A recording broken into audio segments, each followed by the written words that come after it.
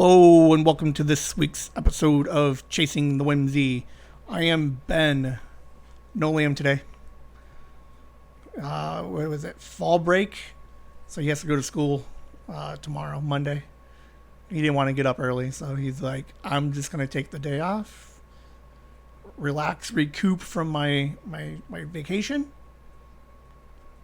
So I'm like, all right.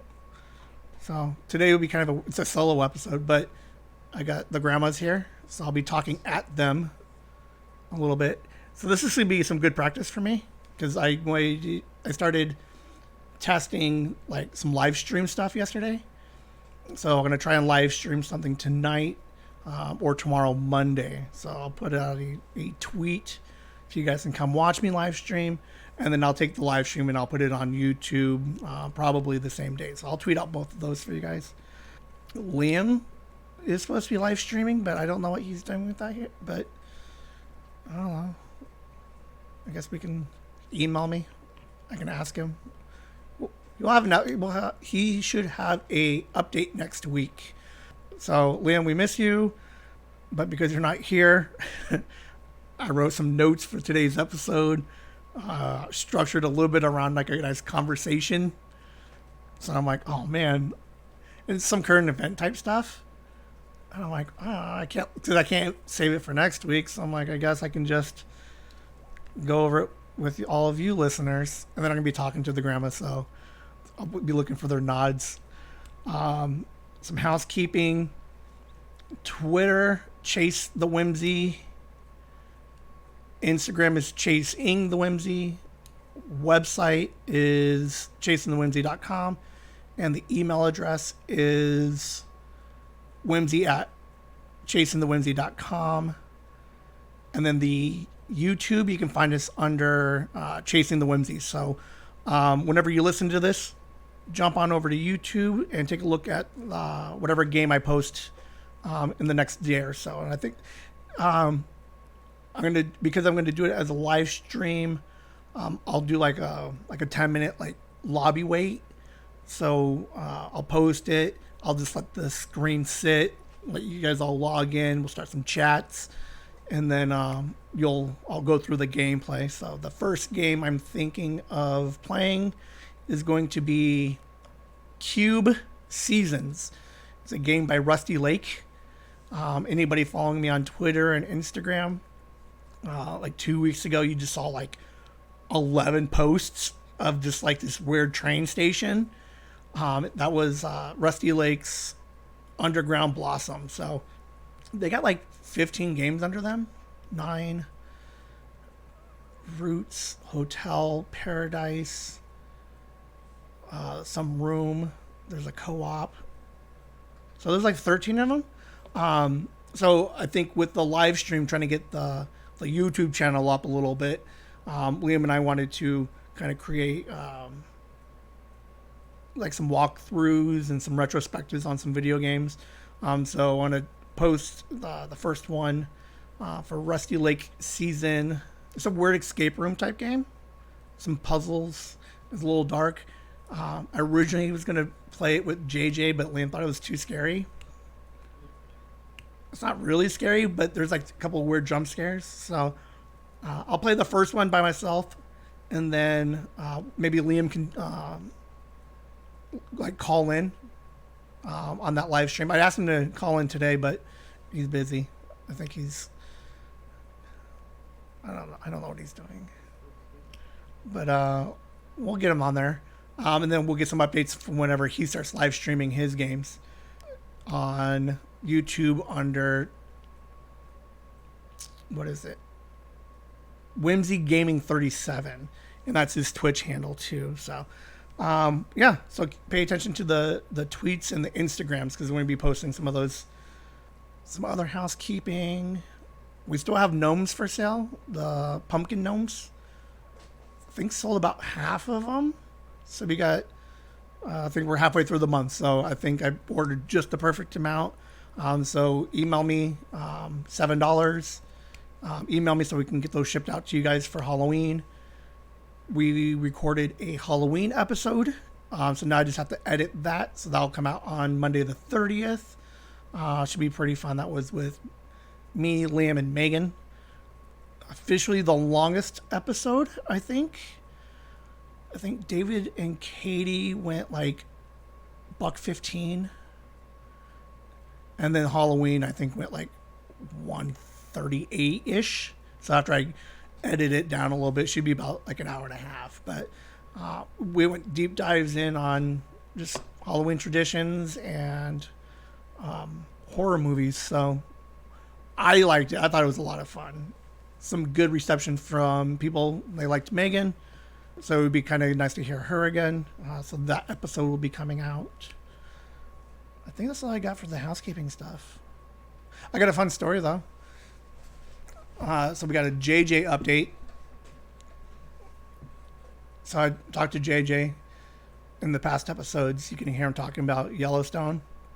So I keep trying to talk to him a little bit. And I'm like, tell me a little bit about what's going on. Like, tell me about your story. And then, like, early on, I'm like, so Yellowstone. I'm like, all right, that's pretty cool. I'm like, what kind of, like, what's his race? I'm like, how big is he? Like, what's his family look like? And he's like, I don't know. And he's just like, and he keeps trying to talk about something else. I'm like, no. Let's just tell me about this one piece of it. And he's like, I don't know. I'm like, all right. So eventually, I started getting to talk a little bit more. And I think that last episode he was on, he was really good, a little bit more open about what's going on. So he's like, I keep telling him he needs to talk it out. Because every time I ask him, I'm like, what's going on with Yellowstone? I'm brainstorming. I'm like, oh, which is really funny because I did the same thing when I was a kid. And it was, I'm pacing myself all the time for years. And then, so when he's like, I'm brainstorming, I'm like, okay, that means you're not doing anything. I'm pretty sure he's thinking about it a lot, but then it's one of those things like, because I used to write short stories and stuff, and it's one of those things where it's like, if you write, or if you just think about it, you end up like stuck in one spot. And it's like, so I'm like, JJ, I'm like, you should probably get it out on paper or something. I'm like, you gotta get it out into the universe, so that way you like, if you get it on paper, then you can move on, and then you can always come back to it and everything else. So he drew a map, like a white sheet of paper, drew some circles, a castle, labeled it. It looks really nice. I mean, for pen and paper, but like really creative. He's got rivers, he's got roads, a volcano over here, and some villages and stuff. I'm like, oh, that's pretty cool. So I took a picture of it, and then I went online and I talked to a cartographer. I didn't know, like that's where we're at now. I have a cartographer guy now. I can have maps made for whatever. So I emailed this guy. I'm like, hey guy, here is a picture of JJ's world. I said, can you make this look like a video game map, or a like almost like make me a map? I said, here's the guidelines. I said, keep it as close to this as you can. I trust you. Take some creative, some creative freedom to take some stuff out or adjust it a little bit if you need to. Because JJ had like 11 like stables like all over the place. I'm like, I don't even know what a stable is because he wasn't quite there yet. So I was like, if you have to take out like 5 of them, like so be it. So I emailed the guy, and he's like, yeah, I can do that. A day and a half later, like no joke, he's like, here you go. And I'm like, oh, that's super cool. So I made a couple of tweaks, added a couple of biomes. So there's like a desert now, there's a ice area, and then he sends it back. So in 2 days, my cartographer, that's who makes maps, right? Cartographers? Man, people are gonna be like, you're an idiot. No. So after 2 days, sends it to me, high def. So I'm like, all right, because I was thinking about doing it for his birthday, because his birthday is coming up in a couple of weeks. I go online, I send it to a printing Kinko's basically, and I'm like, what size is a good size? And I was like, no, I want a nice map. I'm like, 20 by 24. Send it in, pick it up the next day. Thing is beautiful. It is colorful. It's big, it's shiny, it's everything that was on that map that he gave me, the black and white one. So Liam and I are talking, and I'm like, I can't wait 3 weeks to give this to him for his birthday. So last week we took it over there. JJ, sit down. What's going on? I'm brainstorming. I said, no, brainstorming is not good enough anymore. I'm like, you got to get it out in the universe. You know, when people listen to you talk about it, or when you start getting it out there, I'm like, the idea is that you want people to get passionate about what it is that you're creating. And I said, when people are passionate about the things that you're passionate about, they'll help you along your way to create this overall image that you have. So then I was like, here. And I gave him a little digital recorder. And he's like, what is it? I'm like, all right. Kids don't like to write anything down. So I said, here's how you use it. And it's pretty basic stuff, like an on and off and a play and whatever else. Here's the instructions, figure it out. So I recorded him a little message, and I said, get it out in the universe. This is step one. I said, here's what we got to do. We got to get it out there. So we got to let people know what your universe is, so we can start getting excited. Because you're excited, I'm excited. Let's get others. So then I'm like, bring your map over here, your black and white one. And I'm like, man, this is a pretty cool map. I'm like, do you use this map when you're brainstorming? He's like, yeah. I said, all right. I said, you got a castle over here. You got some mountains over here. I said, I'm like, this is a good map. I'm like, and I pull out the bigger map. I said, maybe this one will help you a little bit more to visualize your world. Speechless, maybe a single tear. I don't know. But he was like super excited. And he's like, can I keep this for a while? I'm like, this is yours, man. I'm like, happy birthday. I'm like, by the way, you're not getting anything for your birthday. I'm like, you got a recorder, you got map.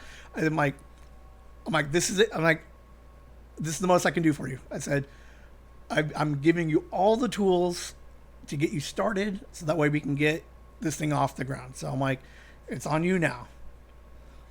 So Liam and I come home, and we're just like, we're the best uncle and cousins ever. We're like patting each other on the back. We're like, yeah.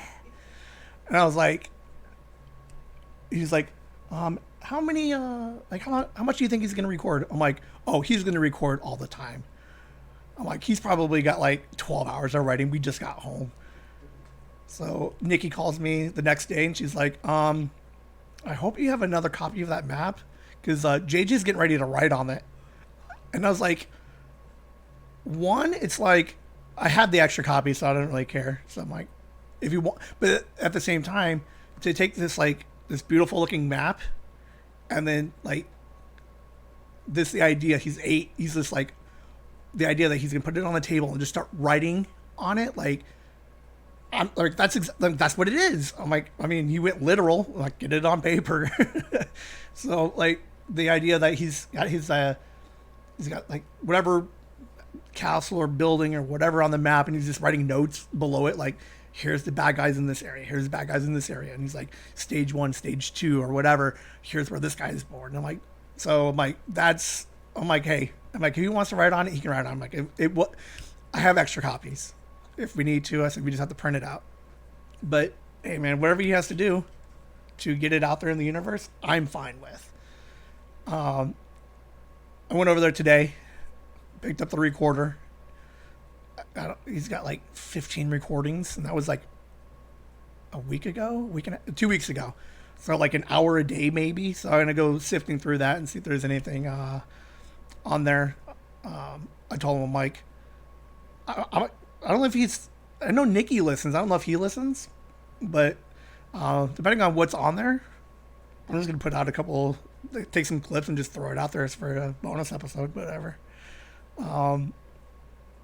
But yeah, so, Nikki stopped him from writing on the map, so they framed it real quick. It's on his wall right now, so I'm like, I don't have to spend another $15 to get anything printed. It was funny because it was like, should I laminate it, not laminate it? I'm like, I don't know. I'm like, I had to pay for the cartographer. I'm like, his birthday's coming up, so I'm like, he could take some birthday money, spend the $9 to get the thing laminated. Maybe Nikki could take it to work and get it laminated. No, like probably an hour in, he's getting ready. He's like Sharpies and like laying it all out, and I'm like, Nikki's like, nah. So no, but it was nice that he didn't write on that one. I'm like, I saw him today. I'm like, you could have just told me because I could just print off a smaller version of it, like a nice 8x11. And then he had a book fair at school, so he's running around. He's looking for books. He buys a journal. Other grandmothers tell me that he's got this journal. He's just writing in it for days. Like, I go over there today, and he's just like, oh, Uncle Ben, I got a journal. I'm like, sweet. He's got tabs hanging off the end. Like, every page has something on it. He's got, like, he's drawing characters and, like, bad guys.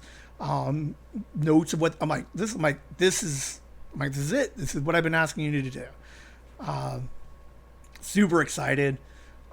We have that rewatch idea still for Gravity Falls. Maybe I wasn't supposed to say Gravity Falls. I'm pretty sure on his episode we weren't going, shh, Nikki, don't let him hear this part. But he's watching Gravity Falls like 2 times. And that in all of those episodes, they always end with some kind of cryptogram. So when you watch the episodes, or if you get any of the books, sometimes like there's like a cipher and there's like a key and everything. But at the end of the episode, I get there, JJ's like, I'm going to start putting codes in my game. And I'm like, let's do it. And I'm like, do you have the key? He's like, I don't know where it's at. She's writing all these little messages and he's like, I don't know what it means yet. But it's just super exciting. You guys all listening were there when we talked to him. When we first started was episode like 4 or 5. And then he started talking about Yellowstone right after Nikki's birthday. And from then to now, like leaps and bounds. He's no longer brainstorming. He's just like writer's cramp. He's just writing like a crazy person. So, no, it's just super cool to kind of see it just like an 8-year-old, just like passionate and just eager just to get it all out. And I'm like, all right. So, Liam's there, just not on the follow through part. Like he's got all the ideas. He's got all the passion. We just gotta find an easier way for him to get it out there, I guess. So, we'll get there. So I think when once we kind of get this live stream thing figured out, and like I said, worst case, you can always call in, and we can play a game together. Yeah. So I think most of the games I'm going to be playing, and then Liam will help me out with the dad content ones. This escape rooms, weird puzzle games, and then we'll go deep dive on some longer story games with some really cool stories. Liam loves Life is Strange. Funny story about Life is Strange is the twins last year for Christmas would have been 12. So I'm like, Liam, you've been playing the game for years. And I'm like, it's questionable if the game was appropriate for you. But I'm like, but when you were 9 or 10, you played it, you still like it. I'm like, is there really anything bad? He's like, just the ending. So I was like, it was funny because when we gave out the presents last year, I gave each of the girls, I'm like, don't let your parents read the back. Don't let them, like, you guys just play it. And I'm sorry about the ending. And then like it was all weird and cryptic. And I was like, just smiling at them. So it's like, they haven't played it yet. But it's a very interesting game. And I know it's a game that like my mom she'll never play a stupid video game. But she would watch it. Me and Liam, some dialogue, seeing the interesting story and kind of like where gaming has gone from when she used to watch me play years ago to now.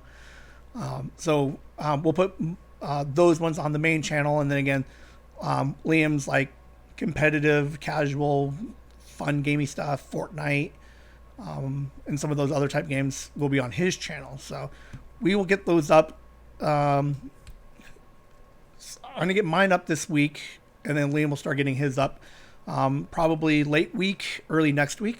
I think we're just working out some of the kinks on how all of it works. So once we get those kinks and we realize how easy it is just to hit record, play, and then upload to YouTube, like it's not that hard. So yeah, should be some really fun stuff. So my notes for today, kind of weird because it would have been like, it goes back to episode 3, the writer's strike. So after 148 days, the writer's strike has ended. They came up with a tentative agreement between the writers and the studios. So everybody's going back to work. I think by the time this comes out, it'll be Wednesday when they finalize everything. So everybody was happy with the terms.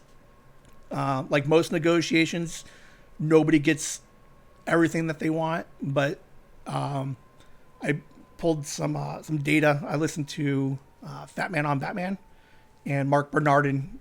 He's a writer, so he kind of talked a little bit about it. So I'm going to be citing him as my source for some deets that I have about the writer's strike. Some of the agreements that they came up with are screenwriters got a little bump in their... so here's what they were all fighting for the last 148 days. Screenwriters are going to get a little bit of an increase in their minimums for writing. They also get a 2-step deal. So I guess what happened is, like back in the day when you would write a script for a movie or TV and they don't like it, they pay for the one copy and they tell you to fuck off. And then they get somebody else to rewrite basically your original story.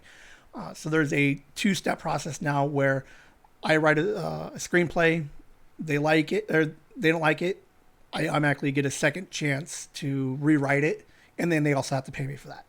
So now I get paid twice and a chance to rewrite it, so that way it's still mine.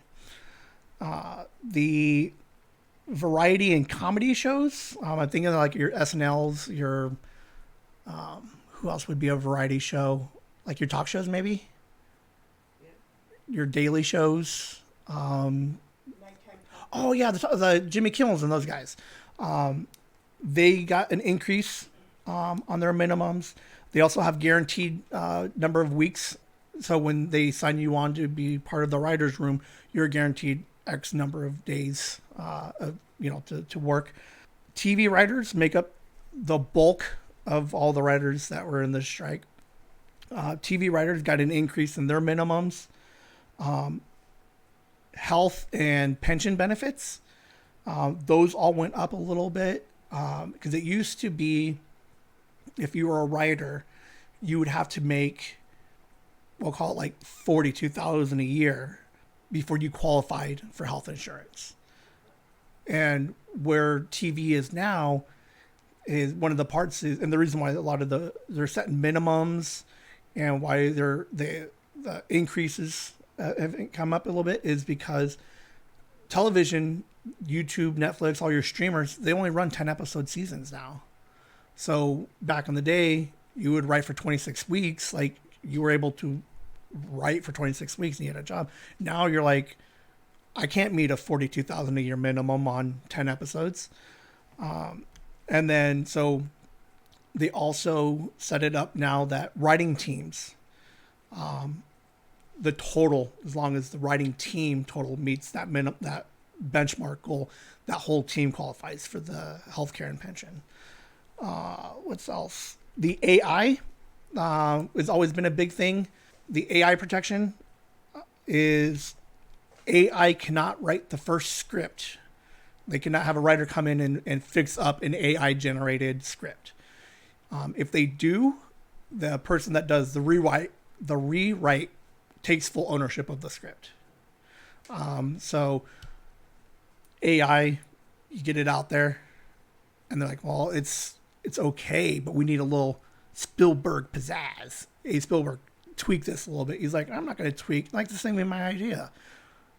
But now he fixes it. Now it's his. So he gets the full credit for it versus eventually some AI credit. On the streaming side, there's going to be some more transparency in the viewership numbers. So prior to 149 days ago, none of the streamers, Netflix, Amazon, nobody told you how many people are actually watching your show. So part of the argument was if I was Friends on ABC, NBC, like we saw all those numbers. We're seeing 6 million people a week watching. So when I renegotiate my contract for season 4, 5, and then 7 through 10, because I know how many people are watching, I have some negotiating power. Netflix is like, we'll just trust us. We'll figure it out. We're going to give you a little bit more. But then, like, you go online and you see, like, what show was it? Like, Squid Game breaks the internet. And you're like, so how am I not getting more money for that breaking the internet? So the viewership is going to be a little bit more transparent. There's going to be incentives and bonuses for how well these streaming shows perform. A lot of your, like Disney is pretty good. What's funny is Netflix is interesting because Netflix likes to report how many hours viewed a show has, but never really. But then when you look at Disney, they're like this many households or this many people. So some of the language is a little bit weird because I think they were like Netflix with Ahsoka. I think Disney was like 14 million people watched it, but then Forbes is like 1.2 million households. So we're like, what is like, why is such the big difference? So I think they're ironing those things out to make sure that it's a little bit more transparent. Hopefully create some consistency. There's gonna be staffing requirements now. So a lot of your writers, when you're running a series, minimum, I need 10 episodes, we need 5 writers. Each one writes 2 versus one guy stressing out trying to write all 10 of these things. Writers are now being paid for pre-production work. So they write the script. Now they're going to be in pre-production, so they're getting everything set up. That writer will be available to help rewrite certain things or help kind of with the vision of whatever it is that they kind of wrote a little bit. So they'll get paid for that, some of that stuff. So it's not the best. I mean, there's still some things that they want, but they do this every 3 years. But this was a kind of a really huge step into making things a little bit more fair with the times. The writer's strike, no. So the writer's strike is over. The actor's strike is still going. And I don't know how many days they're at. I think they're at 94-ish. I think they're just under 100 days. Fran Drescher is the president of SAG, the Screen Actors Guild. And they're negotiating still. And like, it seems like every other week, Fran Drescher's like, we're out. Like, you guys aren't coming close to anything. I think the things that they're looking for right now, still on the actor side, residuals and AI protection, I think are still up there on the top 2 things, is because Netflix, like, people are watching Netflix for days. Like, what are the residuals for those? Like, Netflix pays for the show, so the actors get paid off for the one lump. And then if Suits, I think we talked about it with Sandy, everybody and their grandmother is watching Suits right now. So none of those actors are going to get paid again because 100 million people are streaming it on Netflix. Who is it? Aaron Paul from Breaking Bad. He mentioned that he's gotten $0 from Breaking Bad being on Netflix. All of your Orange is the New Black, all those girls are just complaining, like, we're seeing garbage returns on some of these shows in a quote-unquote rerun type medium. So hopefully, they figure something out, because those writers, like, the writers are writing, but now nobody can act. If you guys ever looked at some of the numbers, California itself, because of the 2 groups striking, we're losing like $1 billion a month. Like, the California economy just completely shut down. So they're like, we gotta get these actors back to work. There is a fund, I don't know what the official name of it is, but it's going to be the No Fakes Act. So we got some senators jumping on board with the actors, and now they're writing it up, and they're going to propose this No Fake Act and try to get it into law, which is basically, what does it say? It's a bill proposed to create new and urgent need to protect voices and likenesses because of AI. So what this is basically kind of like copyright laws. So you write a book, you can't just copy someone's book and make it a movie. You got to get that person's rights. So same thing with acting and these voice actors, where they're like, if you want my voice to be Darth Vader forever, you're going to need to pay me for that, and not just put it in my original contract that says. So yeah, so like the actor strike is moving all the way up to like Capitol Hill, man. They're all working on protecting them. And I think I didn't write it out, but this new no fakes law was interesting because it would protect the voice actors and your likeness rights. And then just like copyright law it would protect that person 70 years after your death. So if I'm making a movie and I die and they're like, well, we want him in the next movie, you need to contact my mom or my estate to get the okay for you to AI generate me back into the next sequel. So a lot of really fun protections on that. I don't know. It's just weird. US has like a huge, I think our biggest export things going out or whatever. The US, one of our biggest exports is entertainment, movies, music, even sports is now, starting to hit global. So it's just like, why are we, if we're and what sucks is we generate all this money, but the money's just not being distributed evenly to the people who are actually doing the work. I think Kevin Smith talked about it when he released Red State. There's a really interesting 24-minute video when he was at Sundance where he was just like, these studios dump all this money into advertising. They keep all of when a movie releases into the theaters, the studios make 90% of everything made opening weekend. That's why movies, everybody pushes for opening weekend, is because that's when the studios make the most money. So they're like, well, if this movie is going to gross $1 billion, I want most of that $1 billion in the first week. And that's why they're they push so hard for these things. But, and then some actors, they write it in. This is, I get a chunk of the money in the back end. And there's always the argument, or the people that are like, well, you're in Hollywood. You already make millions and millions of dollars. But what we're striking about isn't for the Robert Downey Jr.'s. It isn't for your millionaires, your Brad Pitts and your Clooney's and your Angelina Jolie's. It's craft services. It's writing. It's all the people behind the scenes that are creating everything that you guys love and that you guys buy. So, and I think that's why the writer's strike is still going, because it's not so much oh, we want more money. You see, Brad Pitt out there. He's not saying I want more money. He's like, I want everybody that helps me be great. I want them to get the money. So I have no idea what these studios are doing. I don't understand it. They make billions of dollars and they're like, well, we want to keep more billions of dollars. I don't know.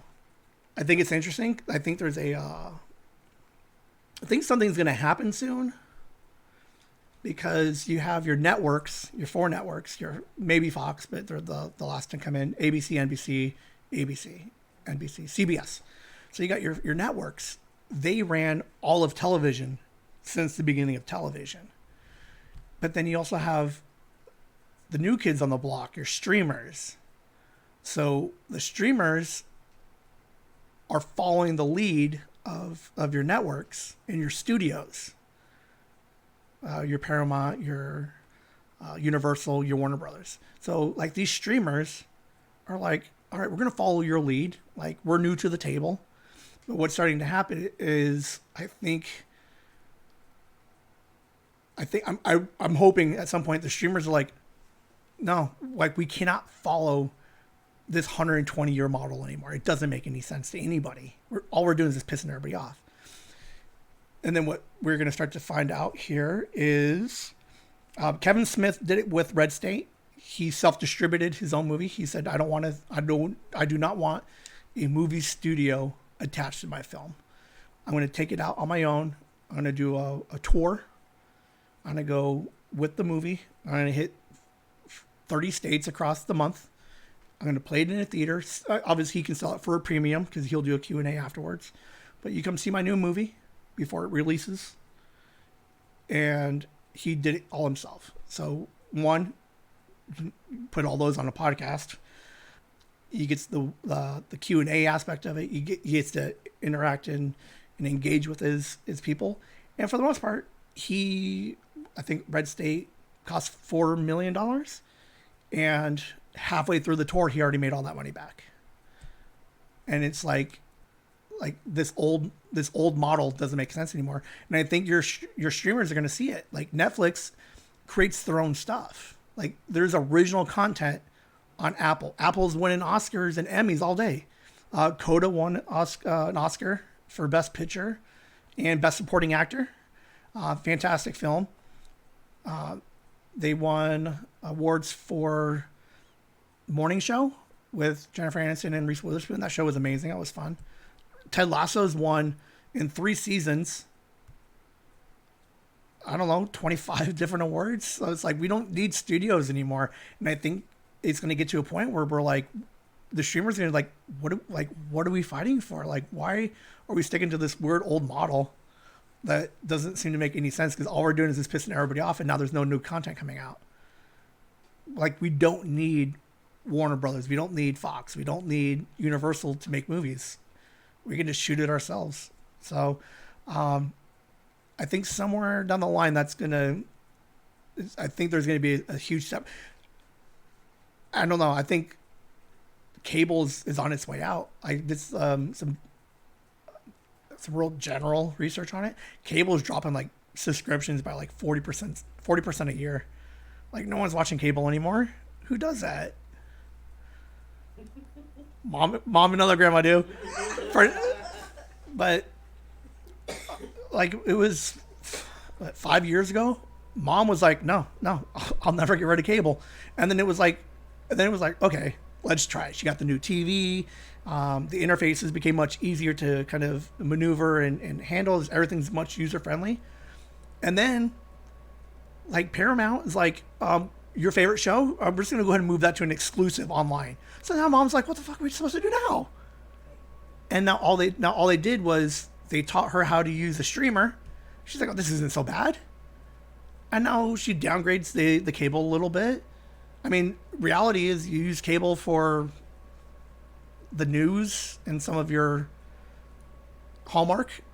I mean, because it's just at this point where as soon as cable prices itself out, I mean, because we did the math when you first started, was if you cancel cable, you save $120. So now you got to get Netflix, Amazon, and all these other streamers and upgrade your internet. Comes out to $120. So she's like, all right, so we're even. There's no reason to do anything with it yet. But now cable, the only way cable can keep making money is like, we got to keep raising prices. I mean, cable was never that much anymore. And it's funny because they call me, the cable company. They're like, hey, you want a bundleable phone? I'm like, do I want a bundleable phone? I'm like, what does that mean? Like a landline? I'm like, who does that anymore? I'm like, but now it's funny because now they're like, oh, now we do home internet, and they now starting to have their own like cell service. But yeah, I think the old way is on its way out. It's crazy. I don't know how. And what's maybe I'll get an episode with Liam a little bit. We'll go deeper dive on this. Like, oh, we'll do it for Oscar or Emmy season. So when award season comes up, we'll bring it up. But we'll look at what shows are winning awards and how many of them are on streamers. And it's because it's the you look up the top 10 best TV shows of all time. Game of Thrones, Wire, Sopranos. Suits is good, but not all time. But like those are HBO. You got Breaking Bad, AMC. You got a couple of others, but they're not like, you have to go like way down on that list before you find anything. I mean, Friends will probably make it at some point, depending on like what search you're doing. But Friends is almost 20 years removed now. Like what in the last 10 years, 5 years? Abbott Elementary, I think, is doing pretty well, but that's one show out of hundreds of shows. Like I read another article a while ago, like 20 years ago, you would have like they would pick out of 80 different shows that were written, and they would have to pick from 80. So all these networks, 80 different shows would be proposed, and then they would have to buy them, and then you would see those roll out. Now, because of all the streamers and everybody and their grandmothers writing, and then they're just keep filling up content, like 400 scripts are being written a year now. Like, so like it's like massive out there. And I know my mom struggles a little bit with it, where she's like, I like my shows, like I like whatever it is I'm watching on Fox or NBC or ABC, and it's just like, enjoy it. But there's so much other stuff out there that's different, just as good, sometimes better. But it's going to get to a point where they're just going to have to roll, like your ABCs, they're going to be completely shut down and just be a streamer, like Paramount. And they're just going to move everything to Paramount. I don't know. It's going to be really weird. It's going to be intense over the next couple of years. So with these studios, like here's how backwards their thinking is. Do we know who Taylor Swift is? She is the biggest movie star in the world right now. She just had her Eras tour. I think it ends early 2024. This thing is projected to make $2.2 billion in just sales and ticket sales alone. What do we like? I don't understand it. Beyonce just had her, I think is ending her tour, her Renaissance tour. She's selling out everything, but $2.2 billion. Like how? And that's just tickets, merch, God knows whatever the hell else. They're projecting she's gonna make $4 billion on this tour. Like, what are we doing? Some facts about her tour real quick. Average pre-sale ticket, $455. And then let me get it started on the drama that started. So Taylor Swift is like pre-sale this date, this time. Ticketmaster opens, 2 seconds, half of the tickets are gone. So people are like, what the fuck? So now you're on the phone. My boss sat at work, speakerphone, listening to it. She was in line. I think she said she was on the phone for like 6 hours waiting to get a hold of somebody to purchase tickets. And then she's, for her and her daughter, like $1,100, I think, or something. Like, what are we doing? I'm like, this is what we're, and the reason, and then the other part of it was like, Ticketmaster, part of Live Nation, they got into a bunch of trouble because they're like, you create these deals where the second the pre-sale opens, you automatically take half of them, and then you upsell everything. Like, what do you guys? And it's like, what are we doing? Like, I don't. So there's a huge lawsuit going on with that because like you get all these Swifties, they're just like panicking and they're like, I want these. And then the I guess let me see if I have those numbers. Okay, so Taylor Swift, $455 average pre-sale ticket, which only means like $1,200 for everything after pre-sale. The tour has 68 shows. Average show has 72,000 people. Like, she's like, it is. She's blowing up. That's crazy. I've never seen it. I've never seen an act like that. Like these Swifties are crazy. They love it. In where was it? Nashville. People were lining up. Like the tailgate scene was massive.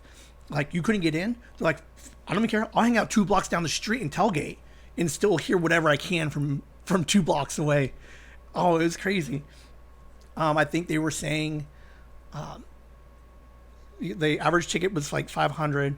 The average cost for the outfit, like these girls are going crazy. $200 for an outfit. Transportation, food, and souvenirs is like an extra like 400. Like the Taylor Swift experience comes out to like almost $1,100 per person at the end of the day.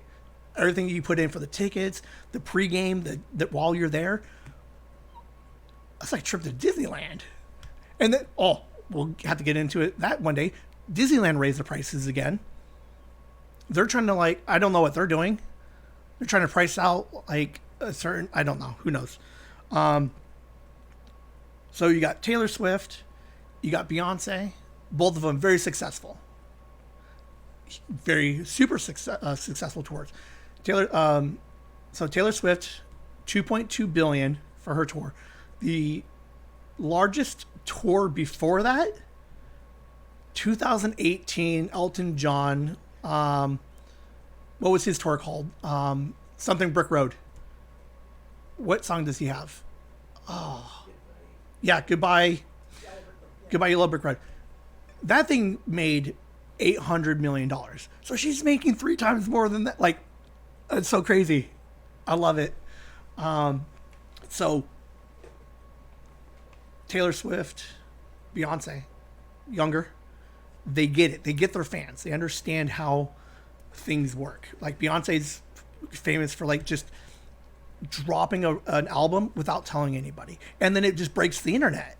Like iTunes and like Spotify, they all shut down for like hours because they're like everybody's trying to download the new album. So they have the foresight to be like, here's how we market to our people, and they also have the foresight that says we're going to go ahead and through all these 68 shows, we're going to film it, different angles, all the song, the whole concert, but different angles and from different cities. Not we haven't seen concert films since like the 80s. I think Kiss had a couple of concert films. Queen definitely had a bunch. I think Journey should have 1 or 2. They were God, they're still big. I love Journey. But you record your concert, and then what you would eventually do would be you'd go to these studios, right? These movie studios, and be like, hey, Universal, you want to buy rights to our concert? So Taylor Swift goes to Universal and says, I've been recording. The movie's done. Here's wrapped up, nice little bow. Says everything's done. Would you like to distribute our movie for us? They're like, I don't think so. So Taylor Swift is like, all right, screw it. She calls AMC. Pre-sales, $100 million in pre-sales. It opened this weekend on the 13th. It opened at $95 million. And that's all hers now. Because we no longer have to give money to a studio to do the work. Like, it seems bonkers to me. And then Beyonce's going to do the same thing on her concert whenever hers goes out. And it's just, this is what we're doing now? Like this is the business model? Do you want to just leave money on the table?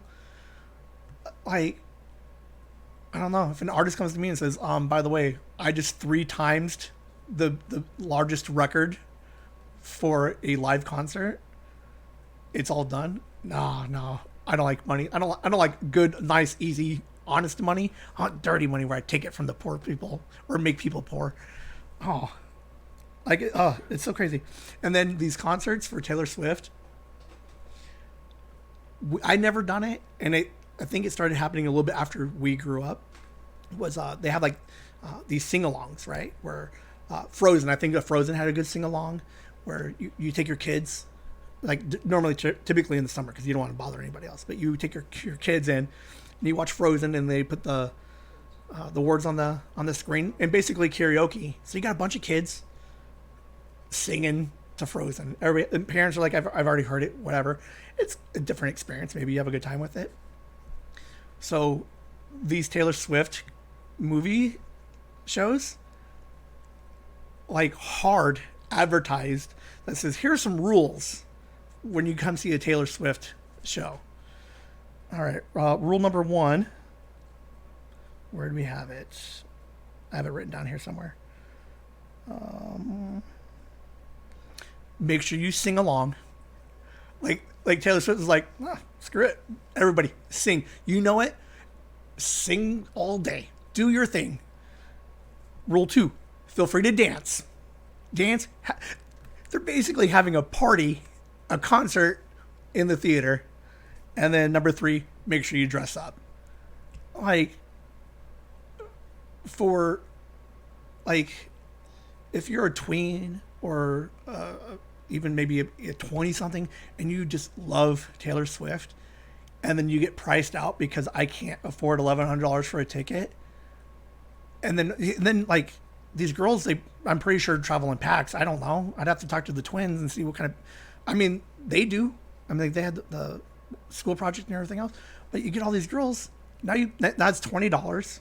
You get to hear the loud music. You get to see it, and then you get to all your friends, and you don't have to. And you don't have to be quiet. You get to just sing and dance and run, like, oh, I would like to see videos of that. It seems completely different and it's weird. But what this starts to open up to is movie theaters are dying.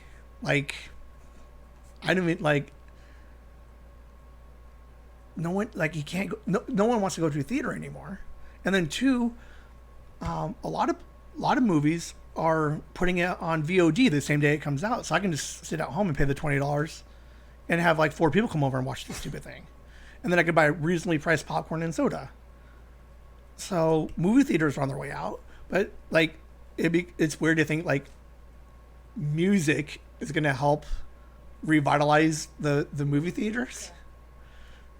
I don't know. It seems it's an interesting time. I like it. It's different. It's weird. Some of it's scary though. Swifties are getting their habit fixed. Yeah. I'm watching. Like these Swifties are like junkies. Like, we need Swift, and then they're like we want to dress, and then they dress up, and they all have a good. Like, I would love to be at the theater and just watch 100 girls just dressed up and just piling in and out, and then being in there. I wonder how many boys show up. Is that a thing? Beyonce's, I think she's only going to run hers for like a weekend, and they're already projecting her to go like 30 million for the weekend. And that's like just now, like, who knows? They could just go crazy. I don't know. It's all very interesting. Taylor Swift is officially the highest grossing concert film of all time at 95 opening weekend. And that's not even counting whatever other shows are out. So writer strikes, actor strike. No one's making movies. You can't. So the studios won't release a movie because they need the actors to go out and do press. So now actors can't do press. So they're like, well, we don't want to put a movie out if people don't know what's coming out. So I guess we just don't do anything. And I was like, that doesn't seem to make much sense. But yeah, it's fun. It'll be interesting times. I think that's all I got for the week. 95 open. So, all right. Hey, did an hour by myself. It didn't sound horrible.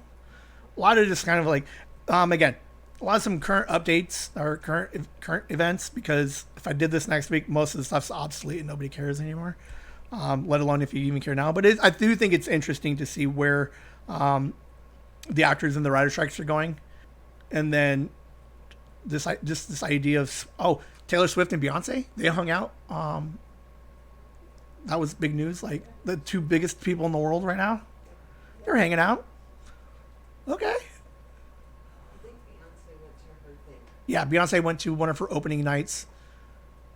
Photo op, like, that's a crazy photo op. Like, it's like this self-distribution thing. It's like, I think the networks and the studios need to be worried that I don't know. I just need any semi-famous person to listen to this episode and be like, "We want to pay you to be on TV," and I'm like, "I don't need a studio." They're like, "We'll just do a web series," and now they cut out all the middleman, and then we have Instagram, Twitter, and everything else to do free advertising. Like, it's a broken model. It's a dying model, and I think the old people running these old timey studios are worried, and they should be, because it is an obsolete system. I mean, think about the people who ran radio stations, WGYN, Cincinnati. Yeah, like when TV started. ARP. Oh, WKRP. I don't know. That was before my time. But it's the same thing when radio was phased out. Like, you had all these disc jockeys. Even Howard Stern and he bailed out. Like, he was the biggest disc jockey in the world for like 15 years. And as soon as streaming started happening, he was like, "Screw it, I'm gonna go to Sirius XM." What are we looking at? Suzanne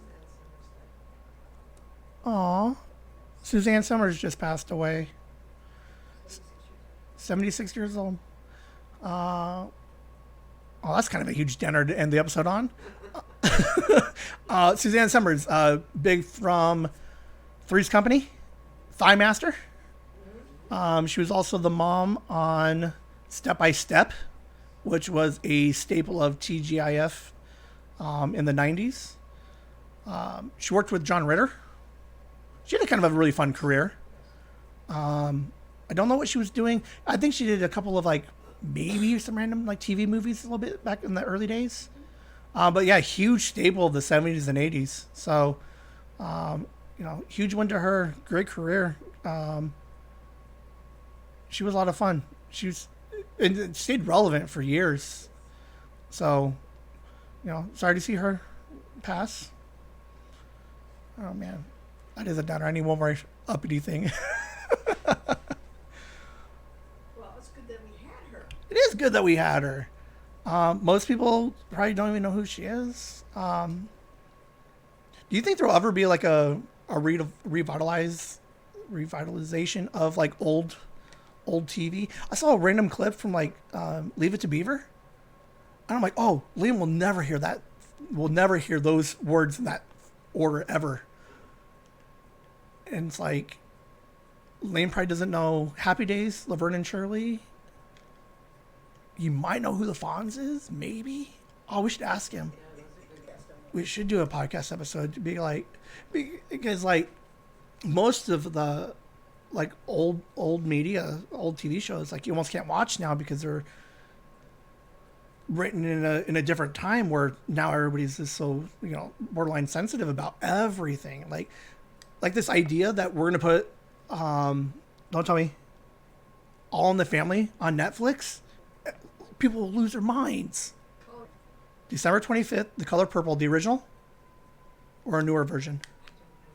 Okay. it is broadcast now. But it's like one of those things where I like, think it's the old one, Technicolor. okay, new one Technicolor. So, 'cause there were some really fun like TV back in the day, and it's like one of those, and it's like you can, all right, I guess we're gonna get a little controversial right now. It's like the idea of like the Cosby Show, like it's a like you can't even talk about it anymore, and which is a shame that the one man ruins the entire thing, but nobody even acknowledges what that show did. The scripts were good.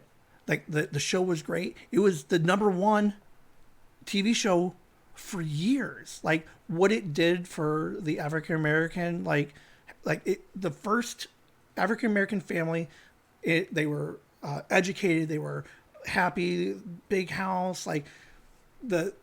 It's weird. Like you can look back and you can be offended, but the show itself, we do not condone anything that Bill Cosby did, but the show itself, it sucks because you can no longer acknowledge that it was a trailblazer and that it did great things for the community, and that It had a moral compass. it did have a moral compass. You don't have to like the actor, but the characters all of them, like they were all fantastic. And it's like these things now where it's just like the Leave It to Beaver thing I was looking at was dad was outside and he was just like talking to the brother Wally, and he's like, basically it's like, well, why does mom cook inside, but when it's outside you're allowed to cook? And dad's just like, yeah, well that's what men do. It gets back to our primitive caveman days. Women, they're in the house, they should be cooking, they're in the kitchen. And it's just like, yeah, it's offensive, but when you look at the whole show itself, it's like it's the relationship like of the family, the fact that Wally actually talks to his dad. Like I can't even get Liam to call me once a week. Like I watch it not because it's offensive or because I believe in all of the views in which the way that they treat, you know, the females in it, but like at the same time, but those were the times. Like that's like it's weird. Yeah. Wonder if anybody's gonna catch the All in the Family references or like why that can't ever come back, because he's still beloved. Archie Bunker. Yes. You'd think he'd be the first one out. His chair's in the Smithsonian. Yeah, so I would be curious to, and then I don't know because they just reboot everything, and it's just like, I guess, but like, do I really need a new Three's Company? Because I don't even know how you do a Three's Company today without offending a bunch of people. Yeah. But you know, it was a fun John Ritter was a hilarious guy, and he did like some amazing things with that show. And it's just like they didn't portray his character necessarily right, but like it wasn't like hard bashing. Like I don't know, it's weird. What else we got? Because they tried to reboot Dallas, and that thing didn't go very long. They tried to reboot 90210, that didn't go very long. Rebooting Frasier. Yeah. I think that's actually out or coming out. It's out. It's out, so that's exciting. So I love television right now. Current television, I think some of the best television we've seen like ever. It's like a new golden age of television. But at the same time, I do still have a special place for some of those old shows. So I don't know. We'll have to ask Liam and see if he knows any of these names, where they live. Because it used to be one of those things where, like growing up, Happy Days, boom, Milwaukee. Without Happy Days, I don't even know where Milwaukee is. I don't even know if Milwaukee even existed. But they like, so yeah, that'd be kind of a fun podcast idea. A little quiz with Liam. What would we call it? Like Zoomer on Boomer TV, maybe. Whimsy.